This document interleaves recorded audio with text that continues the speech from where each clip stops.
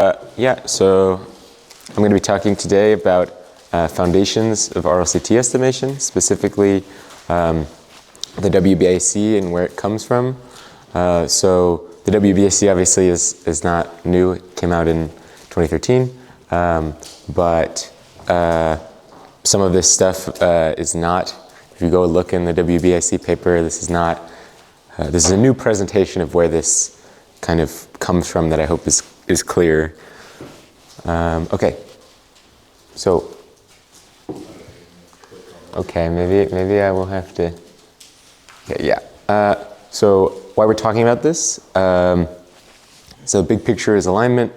Then we want to validate SLT as a theory of deep learning and interpretability. We want to set the stage for future more powerful tools. So RLCT estimation is not supposed to be the end of things.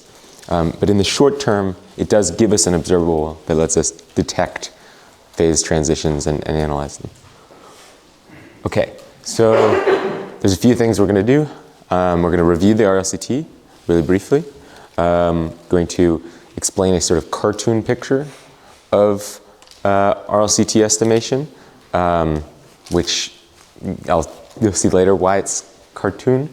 But then I'm going to show you how to get to the cartoon picture from the real world to the real world, and there's some new things that will show up there when you do that.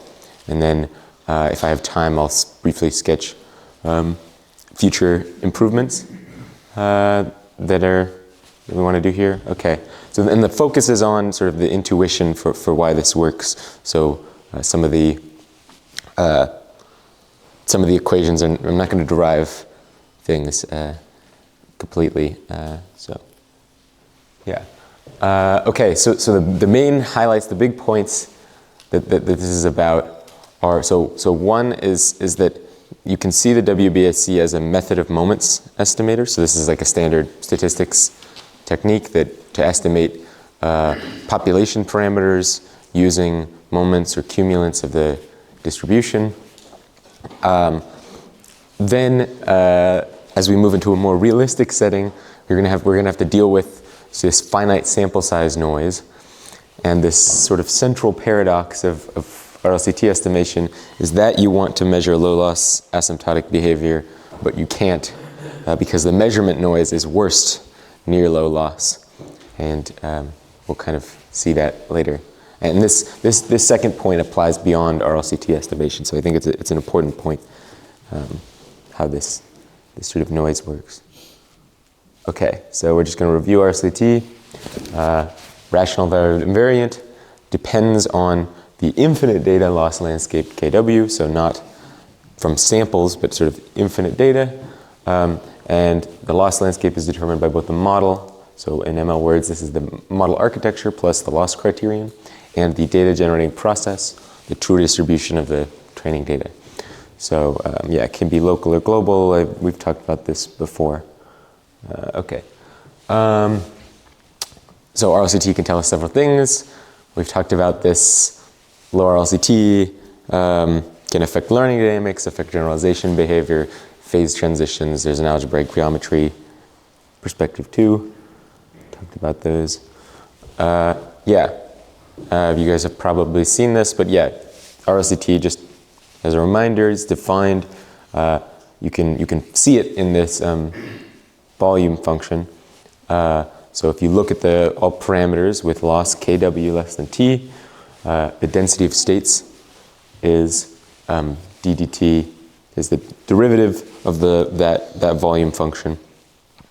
And one thing that's here, which will come up key later, is that I've used kW, so I just said loss, but this will show up later when as something, a subtle point, but just keep that in mind. Okay, so density of states has this asymptotic, this power of lambda minus 1. So you imagine there's some sort of kind of bowl, and lambda is kind of the scaling asymptotic of this density of states. It tells you kind of how fast the volume grows. So you imagine, right, if t is kind of close to 0, the bigger lambda is, kind of the faster that volume grows, which sort of means that there's a less there's less parameters concentrated near that minimum. And there's a multiplicity term as well, but for conceptual purposes, you can just sort of ignore it. You assume just, if it's 1, then it's just CT lambda minus 1. Okay, and then you can estimate lambda really easily. You can estimate the RLCT really easily. If, like this is a one-dimensional example, you can solve for the volume function, you can differentiate. There is the RLCT, it's a quarter. Yep. Okay. And now we actually get to sampling-based RLCT estimation, which is, okay. That procedure for finding lambda via just like looking at the volume function is really great if we have a closed formula for the volume function. We don't. It's also actually really hard to get a numerical estimate for the volume function directly. So instead, we do this different strategy, this method of moments strategy. So there's 3 parts to this. One is find a distribution that has lambda as a population parameter. Find a formula for the moment of the distribution involving, for any moment of the distribution involving lambda. And then moments can be estimated via sampling. So all you have to do is estimate that moment via sampling, via MCMC sampling, which, by the way, I'm not going to talk much about sampling in this talk. Yeah, so when I say you can sample from something, just assume you can sample from something. And there's a lot that could go into that. But yeah, you estimate that moment via sampling and use the formula to solve for lambda. Yeah, so those are the 3 main steps. The first thing you have to do is find a distribution that involves lambda. Oh. Population. Huh? Population parameter. Yeah. Meaning like you know, if you have a Gaussian or something, like a mean and variance would be like population parameters, right? It's parameters of the probability. Yeah. So it's just like the first few moments? Not necessarily. I mean, it's just right. You have a probability distribution. You have a function from some parameters, right? So like a Gaussian is a function from mean and variance, but it could be. You could also add like another parameter, which, you know, you could have 3 parameters, x, y, z, and x times y are the mean, and z is the variance or something. So it's any arbitrary map from real coordinates to probability distributions. So is this method similar in principle to estimating the moment generating function? Similar in principle to estimating. Yeah, you're estimating derivatives of the moment generating function. In our case, these are most naturally seen as cumulants, but that's not too important. Yeah, cool. Okay, so we have to find a distribution.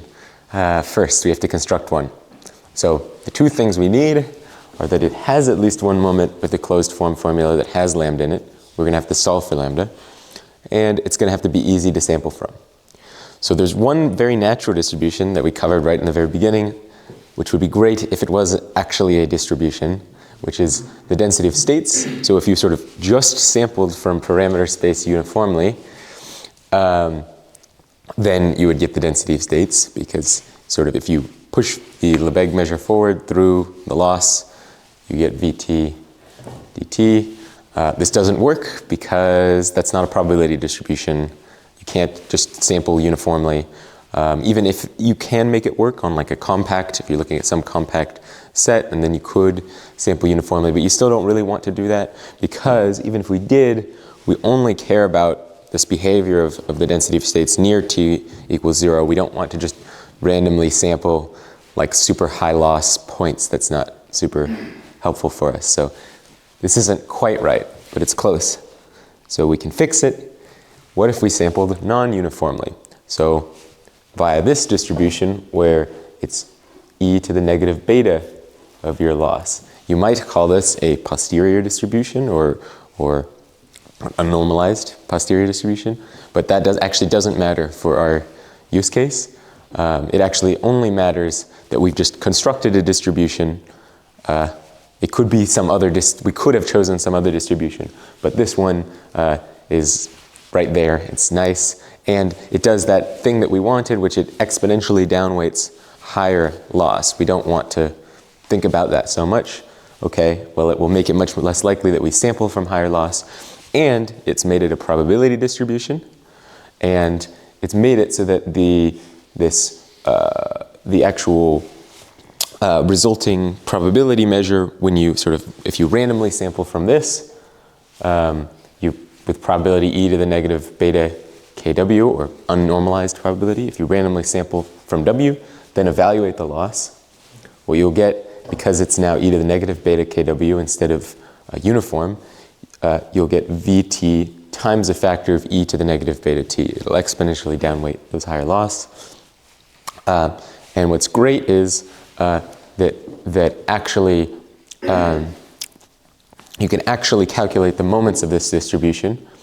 So this is actually a really subtle point, and I'm not going to go too into this, but there's a lot that goes into this here. So one thing, you might ask, why is it lambda over beta?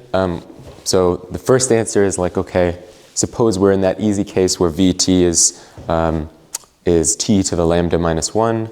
Well, that's just a gamma distribution, and this whole distribution will be a gamma distribution, and then this is the moment. If it's more complicated than that, you have to do a little more. It actually turns out that there's a relationship between cumulant generating function of this and the derivatives, or the cumulant generating function and this.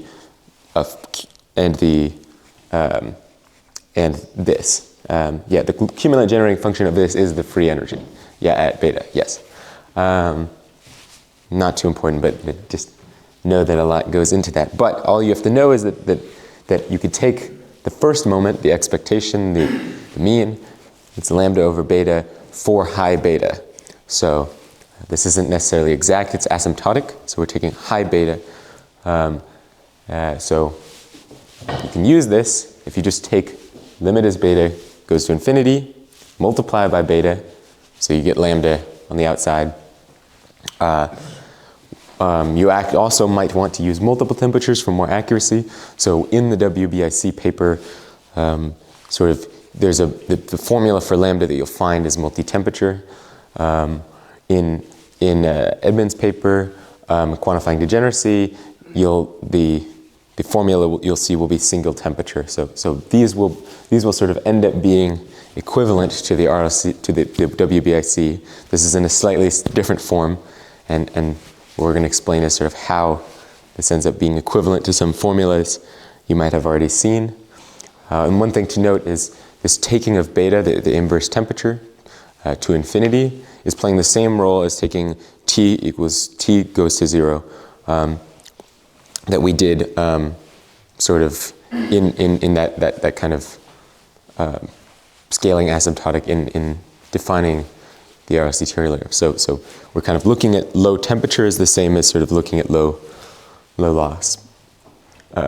Okay, so this sort of completes the kind of, and then one thing I just wanted to mention sort of briefly is, you don't have to read this at all, but all of this can sound kind of complicated, but actually you can do it in very few lines of code. If you just look at the RLCT estimation, it's like that. It's really easy.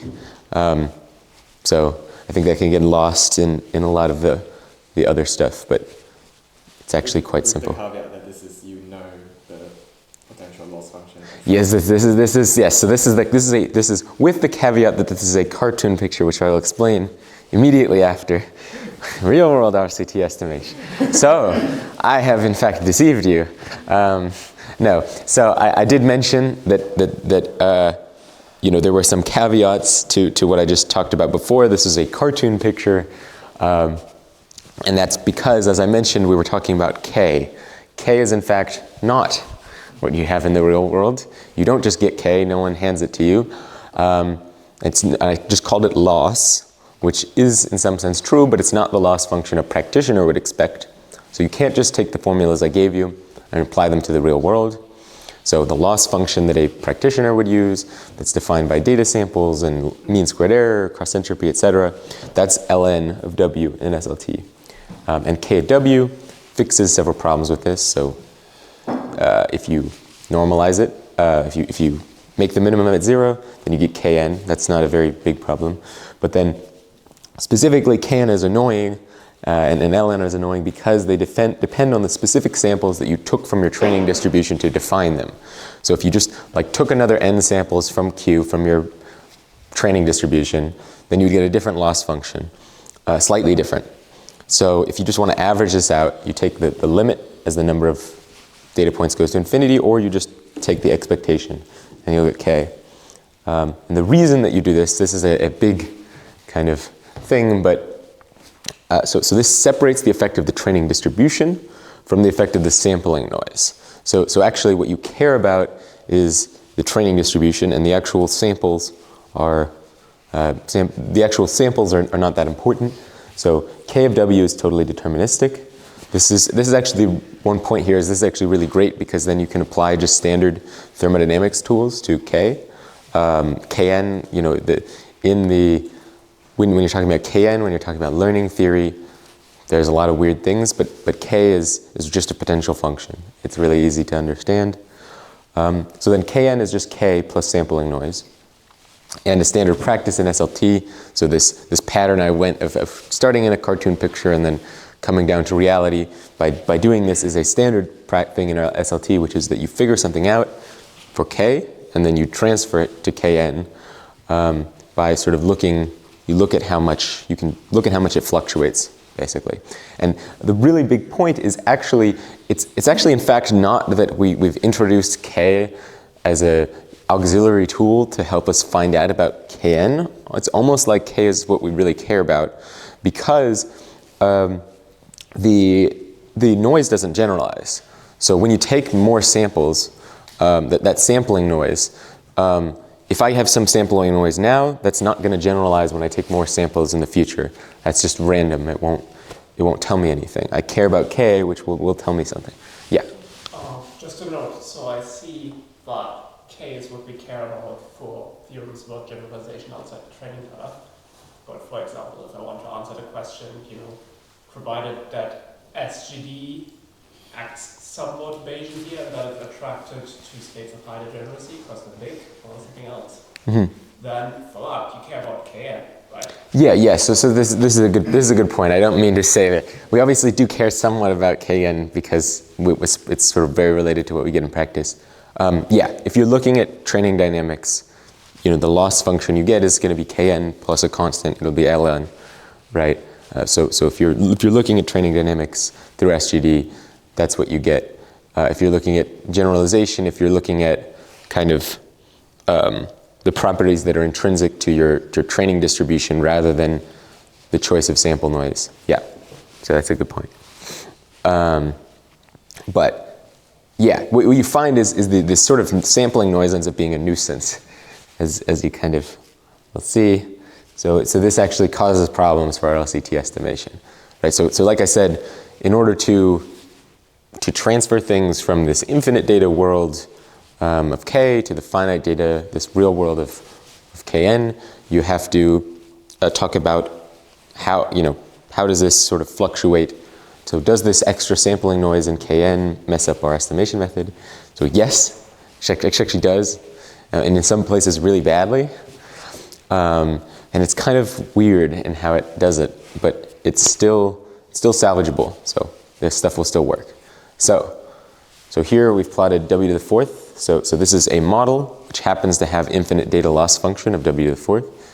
And on the left, so the left is that K, and then these right two are two kind of representative plots of some sampling noise, some Kn that you got.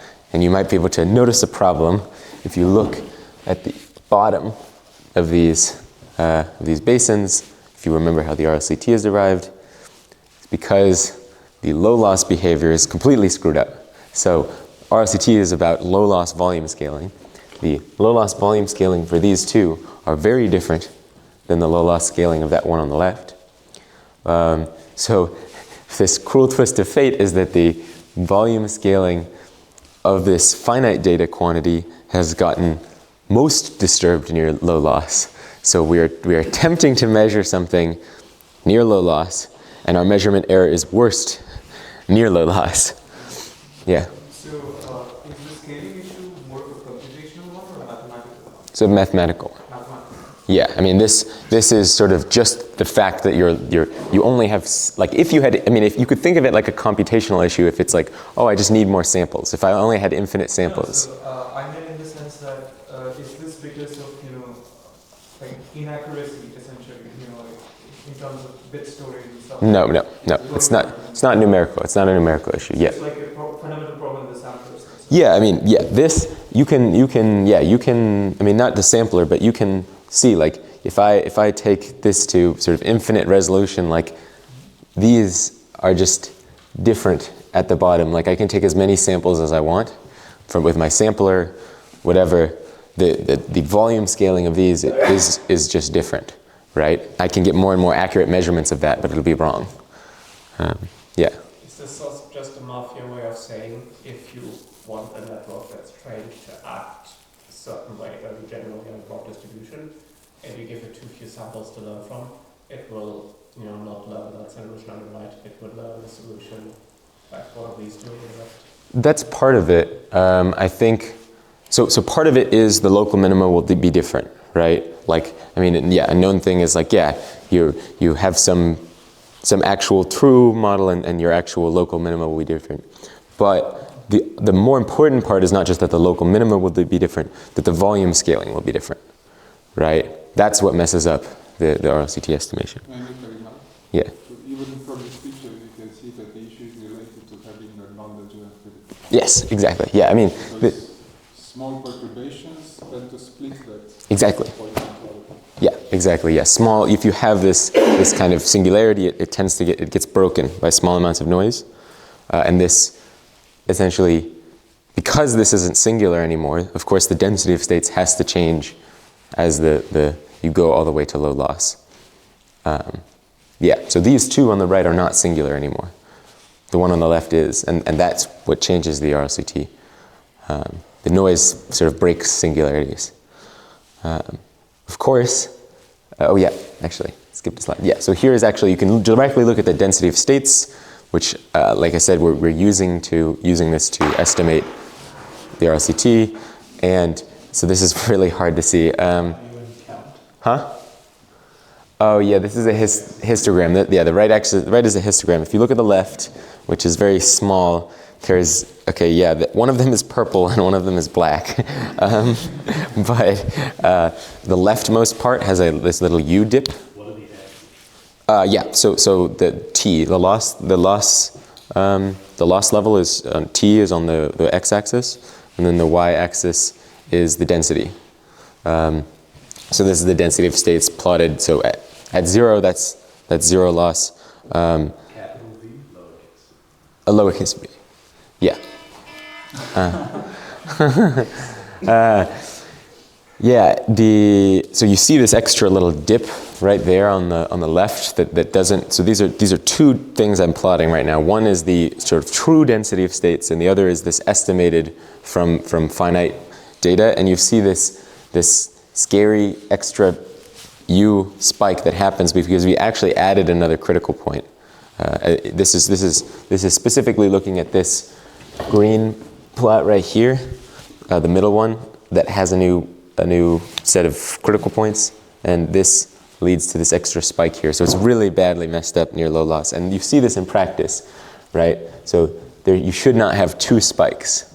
In theory, you should only have one spike, but you see two because this extra critical point got added. So this is bad. Okay, so can we actually fix it?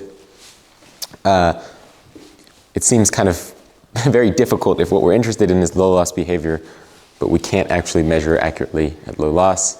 I think if you look at the plots, you can sort of get an intuition for why this is not the end of the world.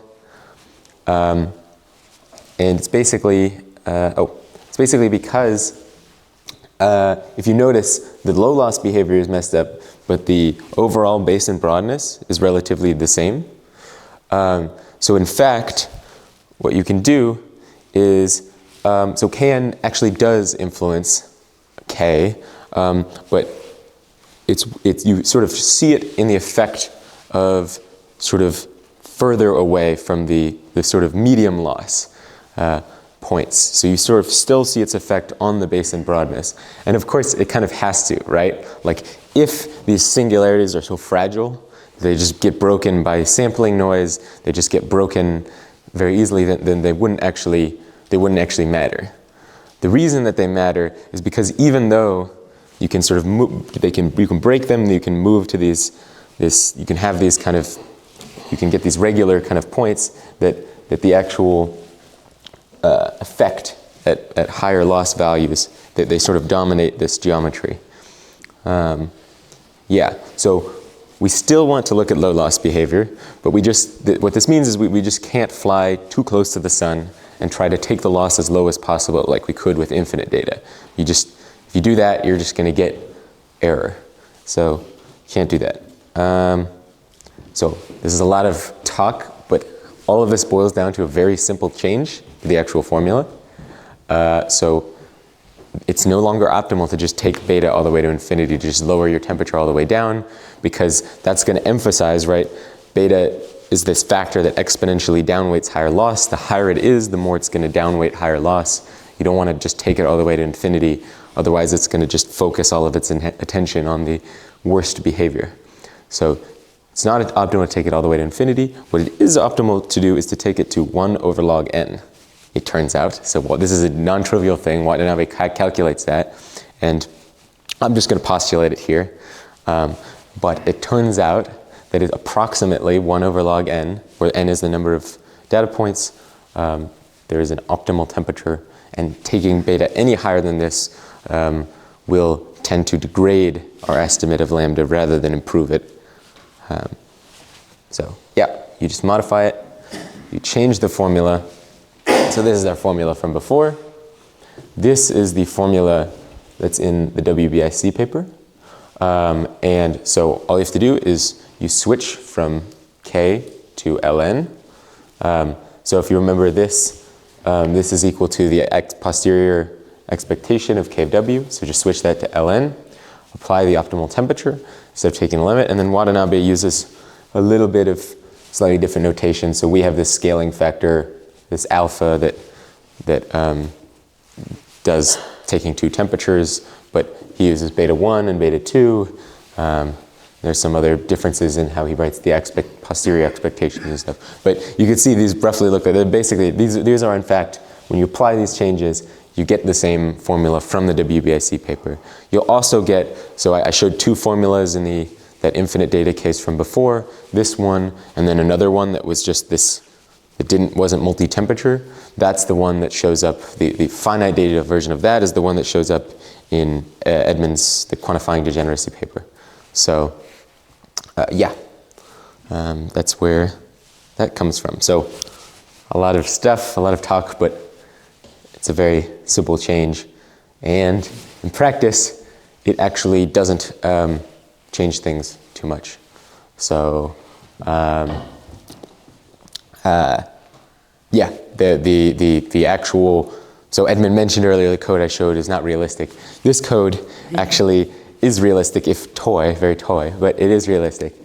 And it actually, it doesn't change very much. You have to put a little more work into the setup.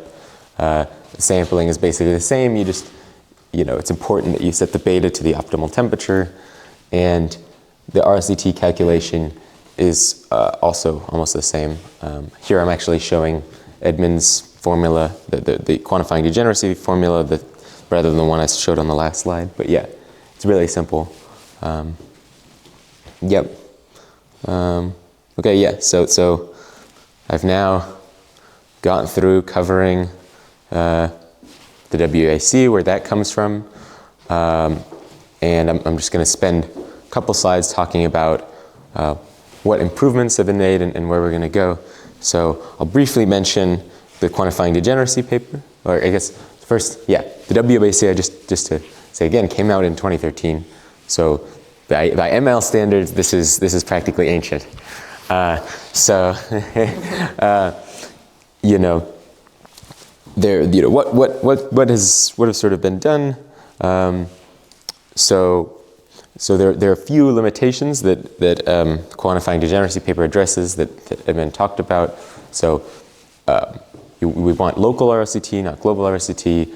The other thing, I didn't mention sampling much in this presentation, but it's kind of expensive to take these posterior samples. It takes full batch loss. So if you use mini batch loss, then and you use a standard mini batch MCMC sampler, that's SGLD, you use a local RLCT, and you get the estimator from quantifying degeneracy. So then, where are we going in the future? So there's two parallel goals for RLCT estimation. So I think understanding and scaling. So understanding or solidifying. So we want to, what I mean is we want to be able to sort of understand the sources of error, how it behaves in different scenarios, how it compares to other model complexity measures. We want to sort of know, we want to be able to have a tool that we're confident in, that it's not going to fail silently and sort of force us to not trust our results. I think in some ways it's kind of very prototype stage right now. In order for us to trust it, we need to solidify it. The other thing is scaling it to larger models and higher parameter counts. And this is sort of about what you would expect. And then there's some other, so what concrete things would we do? So one big thing is benchmarking and testing and actually just putting it through a lot of different scenarios, and especially ones where we have known theoretical values, and making sure it gets expected results. Just sort of making sure that this does what we want. The other thing is, so I mentioned that this RLCT estimation can be sort of seen as a method of moments estimation. One thing that you might want to do is actually look at higher moments. So Imai et al. In 2019 did look at the second moment, or the variance, or the second, these are cumulants actually, so second cumulant is the variance. But you may actually want to look at the higher case statistics, which are higher estimates of higher cumulants, and this may be able to let you probe higher derivatives of the free energy more efficiently. Another thing is like method of moments is kind of like inefficient. You might want to do something like likelihood estimation, assuming you can approximate the likelihood function well. Then the sampling method, so I didn't talk much about sampling, I didn't talk at all about sampling, really. But you do also want to improve the sampling to be more efficient and scalable. So momentum-based samplers like SGNHT, which we've done. We also want to sort of reduce finickiness in the sampler, so we don't want it to just blow up, things like that. And then sort of most in the future, I think, is stuff beyond RLCT, so observable, beyond RLCT and singular fluctuation, which have been sort of discussed already, but sort of more observables. Can we use this to get more observables? Yeah. Okay. Cool. That's everything.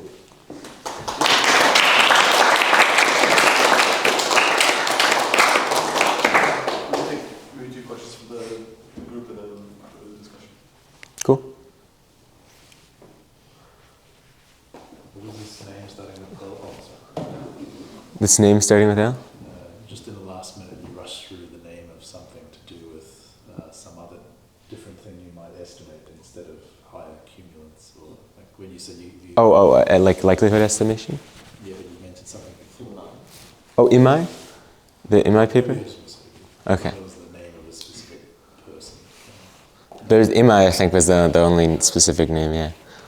So likelihood. Okay. Yeah, to do this estimation, you sample from this method experience. Mm-hmm. And at the moment, what else can you do with this sample? With posterior samples? Yeah, what other constitution, or diagnostic thing? Yeah, I mean, I think singular fluctuation we can get. Although I don't have much experience with doing that myself. I don't know. Have we used posterior samples for? We did use it for singular fluctuation, but we don't know what it means. Yeah. We've also tried it for covariance matrices. Covariance matrices. Yeah. Okay. Yeah. So that's the current status. Yeah. Yeah, and you might actually not, like, it might actually turn out that you don't even want like a posterior. So for instance, I mentioned that this sort of gets most messed up at low loss. And like, it's sort of, okay, yeah, you don't want to take beta sort of too high, but maybe you don't actually want, I mean, an exponential distribution is going to like, we're just going to like favor still, even though we're not favoring low loss so much, we're still favoring it. Maybe it's better to like have some kind of thing which is like 0 at 0 rather than 1 at 0. That's not the posterior. So, yeah. One more question for me. Yeah. What do you think is the hardest thing of? Hardest what? The hardest of the next steps. Hardest of the next steps. I mean, I think there's a lot of like grindiness that will come in just like solidifying it, but I don't know if it's hard. I think, like I'm trying to think what would be the most likely thing to fail. I mean, I think there's like some subtle technical points that you have to get right that I think may or may not be hard. Yeah, I can't think of one thing that I'm like, this might possibly fail. But there is a lot of grindiness to do, yeah.